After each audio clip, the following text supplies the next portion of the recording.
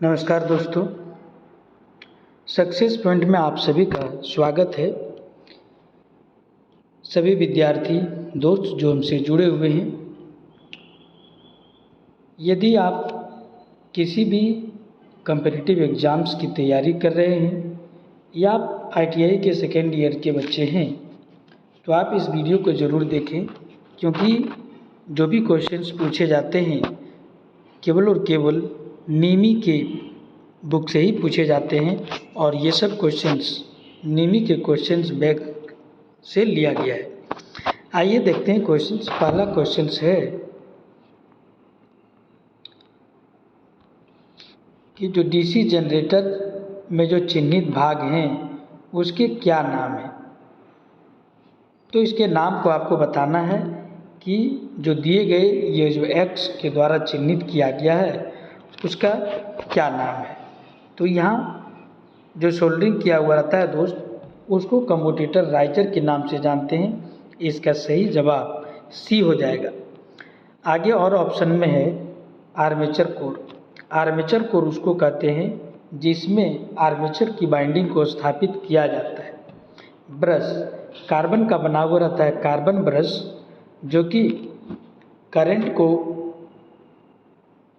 जो आर्मेचर में करंट बनता है उसको कलेक्ट करके टर्मिनल बॉक्स तक लाने का कार्य करता है। कम्यूटेटर राइजर्स तो आप जानिए कि जो तार को जो सोल्डरिंग किए हुए रहते हैं कम्यूटेटर और आर्मेचर कोर के बीच, तो उसे को कम्यूटेटर राइजर कहते हैं। कम्यूटेटर खंड, जो कम्यूटेटर खंड यानी कि जो छोटे छोटे स्लॉट कटे हुए यहाँ रहते हैं, इन सभी छोटे छोटे गैप होते हैं जिसको कम्यूटेटर खंड कहते हैं। और उस कम्यूटेटर खंड में माइका का चूर्ण भरा रहता है, अभ्रक भरा हुआ रहता है। तो ये था क्वेश्चंस 1 का डिस्कशन। इसी प्रकार से सभी क्वेश्चंस के चारों ऑप्शन को डिस्कस करते हुए चलेंगे। एक क्वेश्चंस के साथ कई क्वेश्चंस आपके हो जाएंगे। नेक्स्ट सवाल को देखते हैं। नेक्स्ट दूसरा सवाल है, what is the name of DC generator. इस DC जनरेटर जो चित्र में आपको दिख रहा है, इस DC जनरेटर का क्या नाम है। तो जब आप दो बाइंडिंग को देख रहे हैं, एक ये बाइंडिंग है और एक ये बाइंडिंग है, दो बाइंडिंग है, तो दो बाइंडिंग को देख करके ही आपको पता लग जाना चाहिए कि ये कंपाउंड DC जनरेटर है। अब कंपाउंड DC जनरेटर में भी दो प्रकार के DC जनरेटर होते हैं। एक होते हैं कम्युलेटिव कंपाउंड और एक होते हैं डिफरेंशियल कंपाउंड। अगर ये करंट की जो दिशा जो है अगर समान रहती तो कम्युलेटिव कंपाउंड हो जाता। यहाँ एक दूसरे के उल्टा है, विपरीत है, तो ये हो जाएगा डिफरेंशियल। अब कम्युलेटिव और डिफरेंशियल में भी दो प्रकार के होते हैं। अगर वो आर्मेचर के साथ सीरीज में सीरीज फील्ड जुड़ा हुआ हो तो इसे हम लोग लॉन्ग शंट बोलते हैं, ठीक है। और अगर फील्ड और आर्मेचर दोनों के सीरीज में जुड़ा हुआ हो तो उसे शॉर्ट शंट कंपाउंड जनरेटर कहते हैं। तो यहाँ एक तो आर्मेचर के सीरीज में जुड़ा हुआ है सीरीज फील्ड, दूसरा जो फील्ड शंट फील्ड है और सीरीज फील्ड है एक दूसरे के विपरीत है। तो यहाँ तो डिफरेंशियल हो गया और लॉन्ग शंट हो गया। तो क्या कौन सा हो जाएगा, differential long shunt compound generator हो जाएगा। तो इसका सही जवाब हो गया A नंबर। तो आपने कंपाउंड मोटर के बारे में जान लिया कि कंपाउंड मोटर दो प्रकार के होते हैं। एक होते हैं कम्युलेटिव, अगर दोनों फ्लक्स एक दूसरे की सहायता करते हैं तो वो कम्युलेटिव कहलाते हैं, और दोनों फ्लक्स एक दूसरे की विरोधी होते हैं तो वो डिफरेंशियल कहलाते हैं। अगर आर्मेचर के सीरीज में सीरीज फील्ड जुड़ा हुआ हो तो वो लॉन्ग शंट होता है। अगर फील्ड और आर्मेचर मतलब शंट फील्ड और आर्मेचर दोनों के सीरीज में जुड़ा हुआ हो तो वो शॉर्ट शंट कहलाते हैं। चलिए नेक्स्ट सवाल को देखते हैं। नेक्स्ट सवाल तीसरा नंबर है, which rule is use to find the direction of induced EMF in DC generator.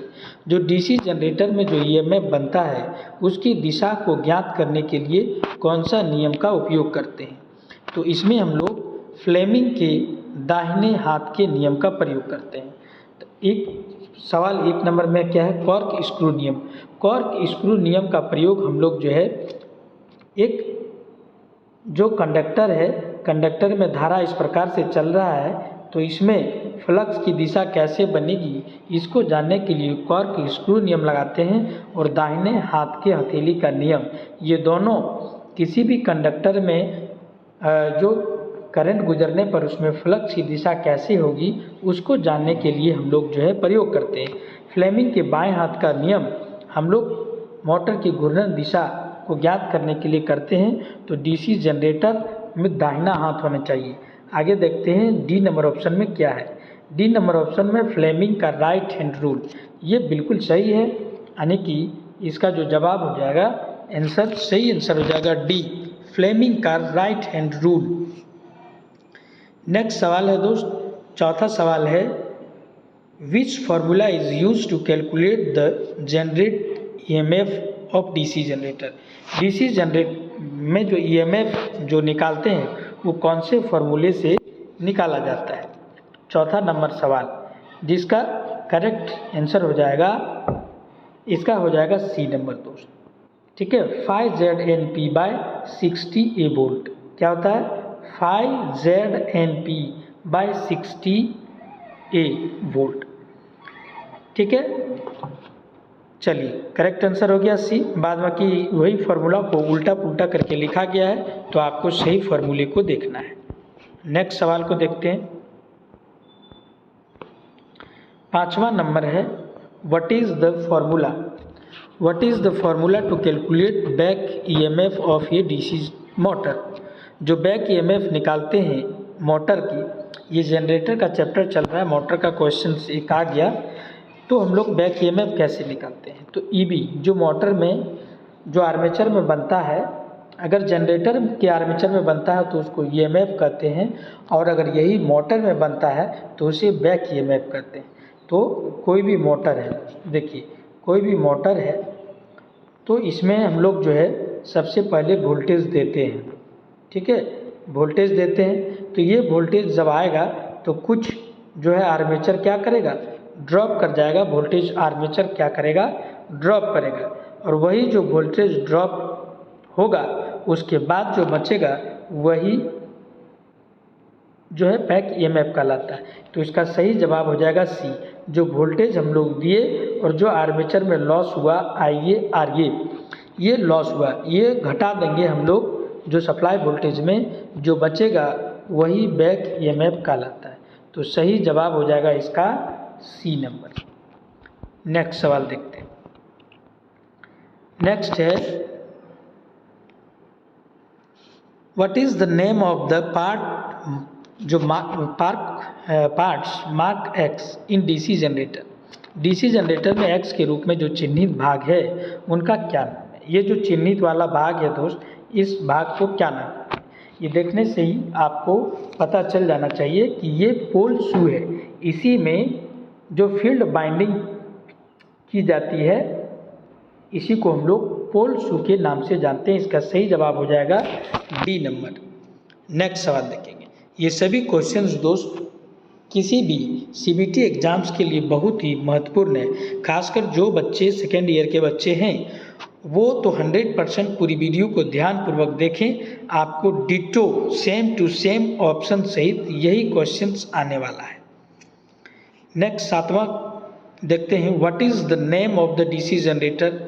DC generator का क्या नाम है? देखते हैं कौन सा ये जनरेटर है। ये 7वां नंबर का जनरेटर, ये चित्र में आपको दिख रहा होगा कि ये जो जनरेटर है ये किस प्रकार के जनरेटर है। तो यहाँ आप देख रहे हैं कि इसके फील्ड को सेपरेट करके एक अलग से वोल्टेज प्रोवाइड किया जा रहा है, तो ये सेपरेटली एक्साइटेड जनरेटर कहलाएगा। अगर फील्ड को हम लोग अलग से सप्लाई दे करके उसे उत्तेजित करते हैं तो वो सेपरेटली एक्साइटेड जनरेटर कहलाता है। तो इसका सही जवाब हो जाएगा डी नंबर। नेक्स्ट 8वां नंबर क्वेश्चन को देखते हैं। 8वां क्वेश्चन है, which energy is covered into electrical energy by generator. Generator द्वारा किस ऊर्जा को विद्युत ऊर्जा में परिवर्तित किया जाता है। तो आप जानते हैं दोस्त, जो जनरेटर होता है उसको हम लोग मैकेनिकल एनर्जी के द्वारा उसे घुमाने, उसके आर्मेचर को घुमाने का कार्य करते हैं। जब घूमता है आर्मेचर तो वो जो है इलेक्ट्रिकल एनर्जी में बदल देता है, तो यांत्रिक ऊर्जा। इसका सही जवाब हो जाएगा डी नंबर, मैकेनिकल एनर्जी को इलेक्ट्रिकल एनर्जी में कन्वर्ट करने का कार्य करता है। आप सभी को अच्छी तरीके से समझ में आ रहा होगा। अगर आपको वीडियो अच्छे लगे तो आप एक लाइक ज़रूर कीजिएगा, इससे हमें मोटिवेशन मिलता है और हम और अधिक ऊर्जा के साथ वीडियो बना पाते हैं। आप हमसे इसी प्रकार से जुड़े रहें, डेली कुछ न कुछ आपको नया सीखने को मिलेगा। नेक्स्ट क्वेश्चंस देखते हैं। 9 नंबर। 9 नंबर है, what is the name of DC generator field. ये जो डीसी जनरेटर का फील्ड है, इसके फील्ड का क्या नाम हो सकता है, क्या नाम है। तो आप देख रहे हैं जो डायरेक्शन, तीर का डायरेक्शन है, दोनों एक ही दिशा में है। आपको पहले भी बताया कि जब डायरेक्शन एक ही दिशा में हो तो वो क्या होंगे, वो कम्युलेटिव होंगे। ठीक है। अब कम्युलेटिव में कैसा होगा, ये कनेक्शन तो दिया हुआ है नहीं, ठीक है, कि किस प्रकार से सीरीज में कनेक्शन किया है कि पैरेलल में कनेक्शन किया है, ये चीज़ नहीं दिया है। तो सिर्फ इसको हम लोग कम्युलेटिव कंपाउंड जनरेटर कह सकते हैं। तो इसका सही जवाब हो जाएगा डी नंबर, कम्युलेटिव कंपाउंड। ठीक है, सही जवाब हो जाएगा कम्युलेटिव कंपाउंड जनरेटर। अब ये लॉन्ग शंट है कि शॉर्ट शंट कनेक्शन दिया हुआ रहता तब हमें पता चलता। नेक्स्ट सवाल देखते हैं। नेक्स्ट सवाल है 10 नंबर। 10 नंबर है, ये सभी नीमी क्वेश्चंस बैंक से लिए गए। What is the principle of DC generator. DC generator का जो सिद्धांत है वो किस सिद्धांत पे कार्य करता है। आप जानते हैं कि दोस्त, जब भी कोई इलेक्ट्रिसिटी जनरेट करता है तो वो किस नियम पर कार्य करता है। तो यहाँ डीसी जनरेटर है, डीसी जनरेटर का सिद्धांत है कि जब किसी कंडक्टर को किसी चुंबकीय फील्ड में घुमाया जाए तो उसमें ईएमएफ उत्पन्न हो जाएगा। तो ये होता है फ्लेमिंग का इलेक्ट्रोमैग्नेटिक इंडक्शन रूल के तहत। ठीक है, तो 10 नंबर का हो जाएगा इलेक्ट्रोमैग्नेटिक इंडक्शन। फैराडे का इलेक्ट्रोमैग्नेटिक इंडक्शन का नियम क्या है, जब किसी कंडक्टर को किसी मैग्नेटिक फील्ड के अंदर घुमाया जाए तो उस कंडक्टर में ईएमएफ उत्पन्न हो जाएगा। यही Faraday law of electromagnetic induction का नियम है। नेक्स्ट सवाल देखते हैं, गतिशील रूप में प्रेरित ईएमएफ का सूत्र क्या होगा। तो जो गतिशील ईएमएफ है उसका जो ईएमएफ का सूत्र होता है BLV sin थीटा वोल्ट होता है। ये आप याद रखेंगे। इसका सही आंसर हो जाएगा सी नंबर, BLV sin theta volt. Next सवाल को देखते हैं दोस्त। नेक्स्ट 12 नंबर है, which rule is use to find the direction of magnetic field. चुंबकीय क्षेत्र की दिशा ज्ञात करने के लिए किस नियम का उपयोग किया जाता है। तो इसके पहले क्वेश्चंस में हम डिस्कशन कर चुके हैं कि चुंबकीय फील्ड की दिशा को ज्ञात करने के लिए यहाँ किस में ज्ञात करना है, ये चीज़ नहीं दिया है दोस्त, कि कंडक्टर में करना है या मोटर में करना है या जनरेटर में करना है, ये नहीं दिया है। तो ये किसी भी क्वेश्चंस को हम लोग अगर करेंगे तो ये गलत हो जाएगा। कॉर्क स्क्रू नियम तो हम लोग कंडक्टर में करते हैं, किसी भी कंडक्टर, धारावाही कंडक्टर में। दाहिना हाथ का नियम कंडक्टर में करते हैं। फ्लेमिंग का जो राइट हैंड रूल है, ये उपयोग हम लोग जो है ईएमएफ की दिशा को ज्ञात करने करते हैं। और फ्लेमिंग का बाएं हाथ के नियम का प्रयोग हम लोग जो है मोशन की दिशा को ज्ञात करने के लिए करते हैं। तो इसमें हम लोग क्या लगाएंगे, इसमें जो नीमी क्वेश्चन आंसर लिया है ये लिया है डी। तो मेरे अनुसार ये ए और बी दोनों होना चाहिए। आप इस पर डिस्कस करेंगे कि क्या होनी चाहिए। यहाँ दिया गया नहीं है कि कंडक्टर में चुंबकीय क्षेत्र की दिशा ज्ञात करना है या किसी और में दिशा ज्ञात करना है। तो मेरे अनुसार ए और बी है, लेकिन नीमी क्वेश्चंस बुक में जो आंसर लिया गया है वो डी है।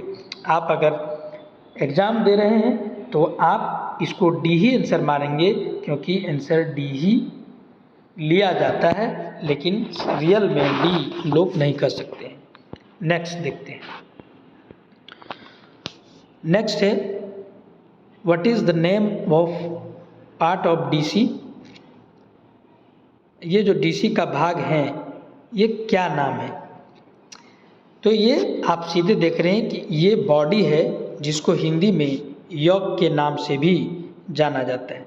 तो इसका आंसर हो जाएगा डी नंबर, यॉक, जिसको बॉडी के नाम से भी हम लोग जानते हैं। नेक्स्ट सवाल है, नेक्स्ट है 4 पोल डीसी जनरेटर में डुप्लेक्स लैप बाइंडिंग में कितने समानांतर पद हैं?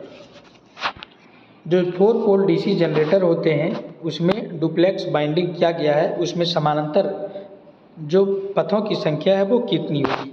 तो समानांतर पथों की संख्या को ज्ञात करने के लिए पोल इंटू जितने लैप्स बाइंडिंग है, डुप्लेक्स है, ट्रिप्लेक्स है, फोरप्लेक्स है, उतने से गुना कर देते हैं। तो यहाँ डुप्लेक्स है, डुप्लेक्स के लिए हम लोग 2 से गुना कर देंगे, तो पोल 4 है और गुने 2 तो हो जाएगा 8। तो इसका सही जवाब हो जाएगा 8 हो जाएगा। ठीक है, कितने हो जाएगा? 8 हो जाएगा। इसका सही जवाब सी नंबर होगा दोस्तों, हो जाएगा सी नंबर। नेक्स्ट देखते हैं। नेक्स्ट है डीसी जनरेटर के भाग के नाम बताएं। नेक्स्ट, ये जो चित्र में आपको दिख रहा है, चित्र में ये डीसी जनरेटर के कौन से भाग हैं ये आपको बताना है। तो ये तो आपको साफ साफ दिख रहा है कि ये आर्मेचर का कोई पार्ट है, ये आर्मेचर का कोई पार्ट है, कोई खांचा है। तो ये इसका नाम हो जाएगा armature core lamination core, armature lamination core. ये इधर कैसे हो गया, रुक जाइए, आर्मेचर लेमिनेशन कोर सही कहलाएगा, armature lamination core.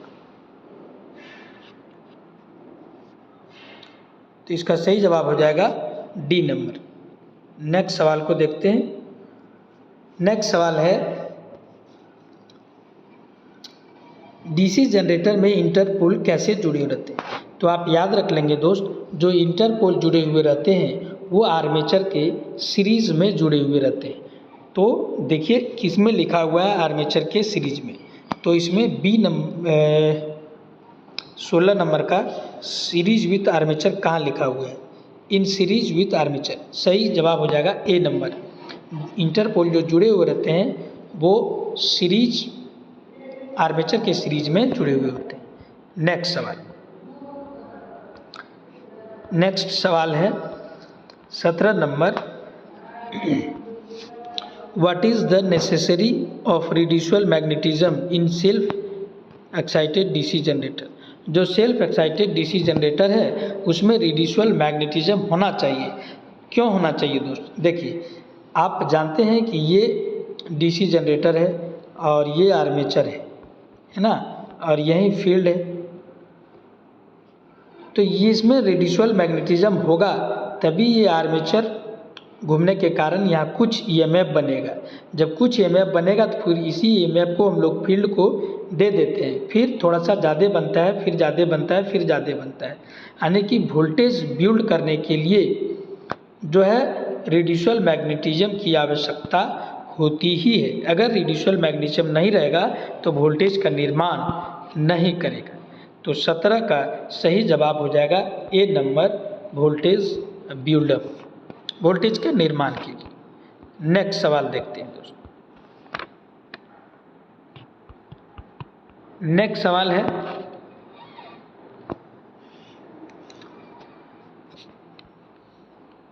which is the 2 points, which are the 2 points that brush contact resistance measured in DC machines? मशीनों में वो कौन से 2 बिंदु हैं जो ब्रश संपर्क प्रतिरोध को मापते हैं? तो ब्रश संपर्क के प्रतिरोध कहाँ से कहाँ मापे जाएंगे? कहाँ से कहाँ मापे जाएंगे? Resistance between brush and commutator, brush और कम्यूटेटर के बीच के रेजिस्टेंस को मापा जाता है। ठीक है, 18 का हो जाएगा C, resistance between brush and commutator. Next सवाल देखते हैं। नेक्स्ट सवाल है, किस चित्र में which voltage drop is indicate in the portions marked X, X के द्वारा जो पोर्शन किया गया है किसके रूप में चिन्हित किया गया है? ऑप्शन क्या क्या है? ऑप्शन है, ठीक है, ऑप्शन देखिए, ऑप्शन है पूर्ण load voltage, armature voltage path, armature reaction drop, shunt field voltage drop. तो 19 नंबर का सही आंसर क्या होगा? ठीक है, तो ये क्या होना चाहिए दोस्त? ये क्या होना चाहिए? ये आप जल्दी से दिमाग लगाइए। तो इसका सही जवाब हो जाएगा armature reaction drop.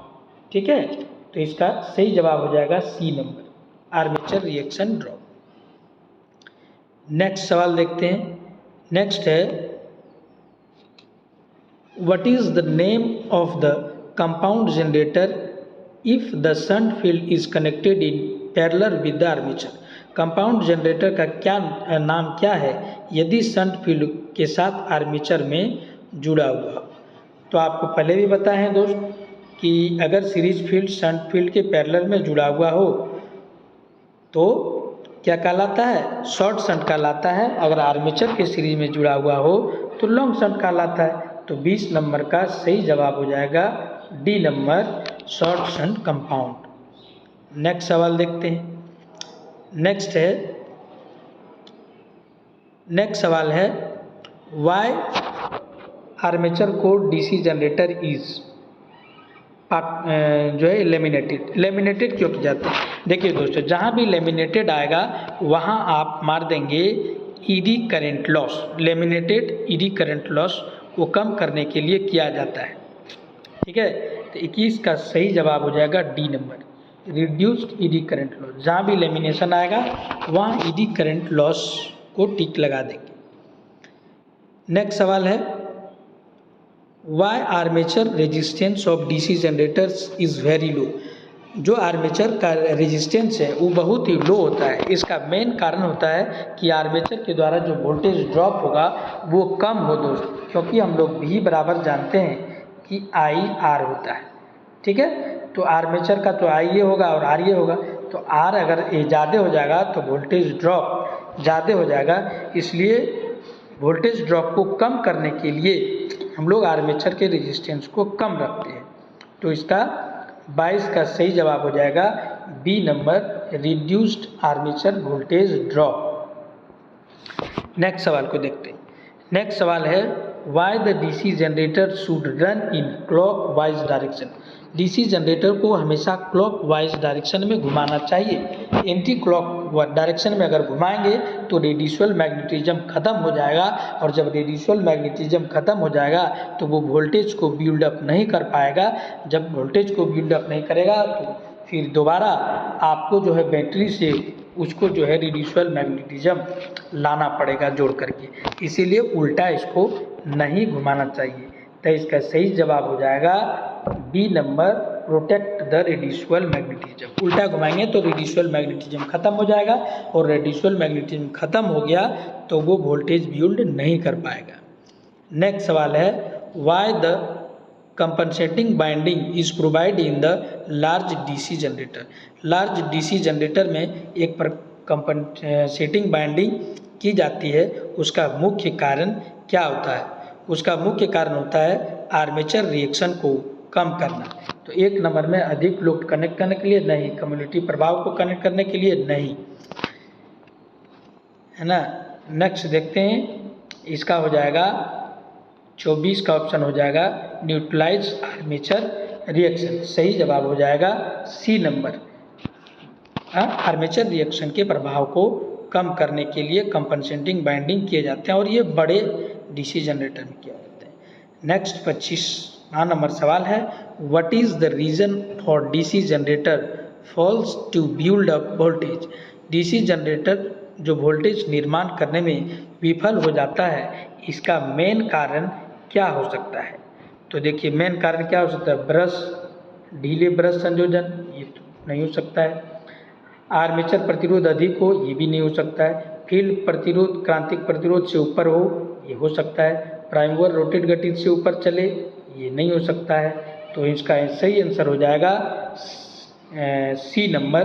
Field resistance अगर एबव हो जाएगा क्रिटिकल रेजिस्टेंस से, तो वो वोल्टेज का निर्माण नहीं करेगा। तो आज इतना ही रखते हैं दोस्त, मिलते हैं नेक्स्ट वीडियो में इसी प्रकार से ये सीरीज चलते रहेगा। इस सीरीज से जुड़े रहने के लिए आप हमारे चैनल को ज़रूर सब्सक्राइब करें, ठीक है। लाइक करें, एक अच्छे से कमेंट करें, ताकि हमारी जो मेहनत आपके लिए किए हैं वो हमें लगे कि सही मेहनत हो रही है, किसी का ये काम आ रहा है। हमारे साथ जुड़ने के लिए आप सबों को बहुत बहुत धन्यवाद।